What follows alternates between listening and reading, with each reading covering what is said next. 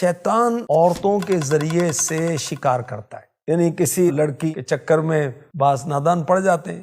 حضرت آدم علیہ السلام کا ایک بیٹا قابیل یہ عشق مجازی میں پھنسا تھا، اور عشق مجازی کی بنا پر قابیل نے حابیل کا قتل کیا۔ اس کا واقعہ قرآن پاک میں موجود ہے۔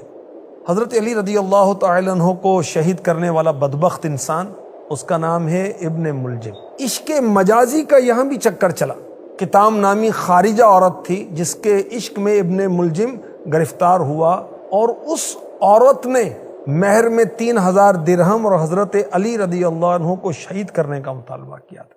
جو شخص اس چکر میں پڑتا ہے دنیا آخرت میں نقصان اٹھاتا ہے۔ کیا نقصان اٹھاتا ہے؟ عام طور پر کاروبار سے تو رہ جاتا ہے، پھر فضول خرچیاں، اسراف، بعض اوقات سگریٹ، چرس اور ہیروئن اور طرح طرح کے نشوں میں پڑ جاتا ہے، شراب نوشی وغیرہ۔ بعض اوقات اس لت میں پڑھنے والے لوگ بدکاری کی نحوست میں گرفتار ہوتے ہیں، پھر خود بھی بدنام ہوتے ہیں، گھر والوں کو بدنام کرتے ہیں، خاندانی تعلقات ان کے خراب ہو جاتے ہیں، پھر ہر وقت غم ہے، ہر وقت فکر ہے، وسوسے آ رہے ہیں، نیند نہیں آ رہی، کھانا نہیں کھایا جا رہا، اور بدن پیلا پڑ جاتا ہے، جسم کمزور پڑتا ہے، تو اعضاء کے اندر بھی کپ کپی سی ساری ہونے لگتی۔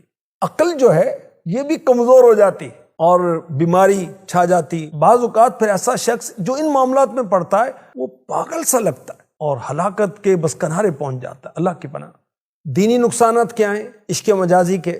بہت سارے گناہوں میں بندہ مبتلا ہو جاتا ہے اور ایمان کی بربادی کا سبب بھی بن جاتا ہے۔ اگر عبادت ایسا شخص کر بھی لے تو اس کو لذت نہیں آتی، دل سخت ہو جاتا ہے۔ اگر بدکاری کی آفت میں پڑا تو اللہ اور رسول کا نافرمان عذاب قبر و آخرت کا حقدار ٹھہرتا ہے۔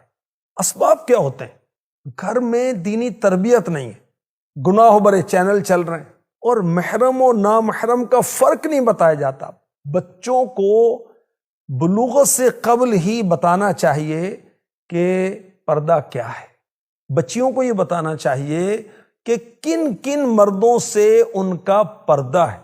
اچھا، بری صحبت مل جاتی ہے اسکول میں، کالج میں، اکیڈمی میں، ٹیوشن میں، جیم میں، اس وجہ سے بھی لت پڑ جاتی ہے۔ موبائل کا مس یوز، غلط استعمال، پھر وہ نمبر حاصل کر لیتے ہیں ایک دوسرے کا، اور پھر رابطے میں رہتے ہیں، اور پھر طرح طرح کے فحش میسیج یا فحش اشعار بھیجے جاتے ہیں، اور پھر گناہوں کا دروازہ کھلتا ہے اور تباہی کی طرف جاتے ہیں۔ توبہ استغفر اللہ۔ کو ایجوکیشن بھی اس کا ایک بڑا سبب، یاد رکھیے۔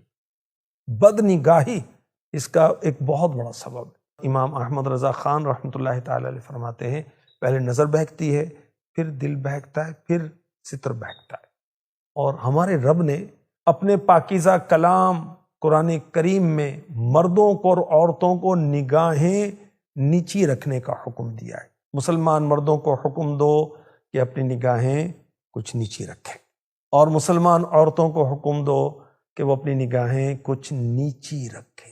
حدیث قدسی میں ہے، بد نگاہی شیطان کے تیروں میں سے زہر میں بجھا ہوا ایک تیر۔ علاج کیا ہے؟ بر وقت جلد شادی کر لینا بھی عشق مجازی کا حل ہے۔ کثرت سے روزے رکھنا بھی اس کا حل ہے۔